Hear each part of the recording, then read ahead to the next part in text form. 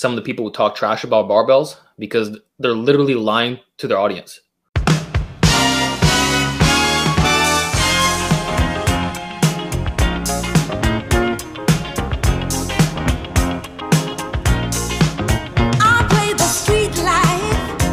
Because there's no place I can go. Street life, it's the only life I know. Street life, and there's 1,000 parts to play. Street life, until you play your life away. You let those people see just who you wanna be, and every night you shine. What about the loading capacity of some of these movements? Now, I like the overhead press for two main reasons. First, being a basic multi-joint barbell movement, it allows for a good deal of progressive overload. And second, it is a great general strength building exercise that goes through a huge range of motion, nearly 180 degrees of shoulder flexion. See, it's always the weak guys who say they don't need to get a strong vertical press. This is how strong men get huge delts. This is how the old timers did it. This is how the old school bodybuilders did it. This is how the best of the best naturals got big shoulders. Most people do accessories in either form of side laterals and rear delt flies. So the distinction between someone who has great shoulders and someone who's mediocre is the overhead pressing strength. What might fail you is doing a bunch of isolation exercises that aren't contributing to much and trying to feel the fucking muscles all the time while not actually getting stronger. Я встал утром 18 июля и думаю, что у меня еще не болит. Оказалось, что не болят плечи. Надо исправить это, чтобы должно болеть все. Поэтому мы их сейчас убивать будем. Убивать.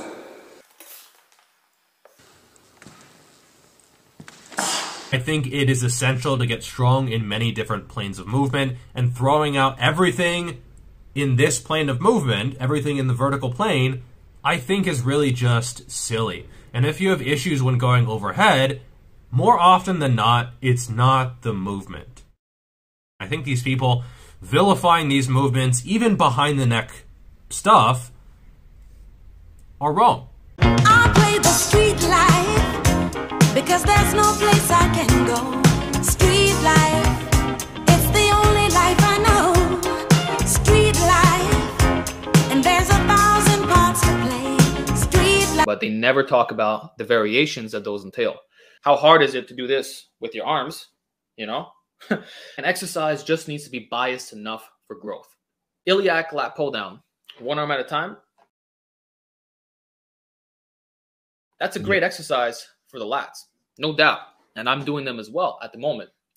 But if a guy can't even do 10 pull-ups, why is he then moving on to like the most optimal exercise? Why not just get stronger at something as simple as pull-ups? So that's extremely disingenuous. I play the street life because there's no place I can go. Street life, it's the only life I know. Street life, and there's 1,000 parts to play. Street life, until you play your life away.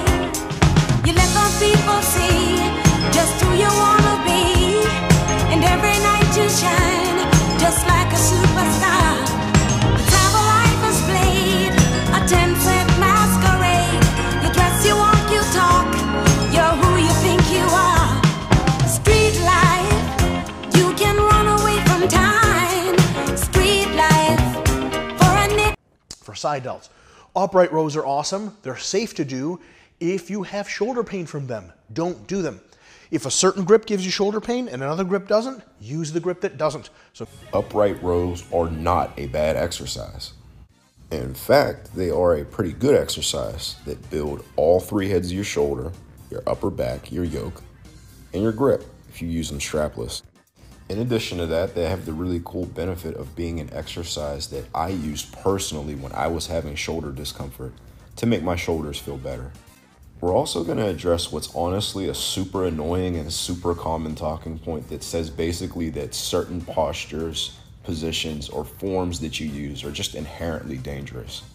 I believe the exact opposite. I think a gradual introduction to any range of motion that isn't jamming joints on joints is going to be something that makes you more well-rounded and can be the potential thing that saves you from nagging pains and discomforts.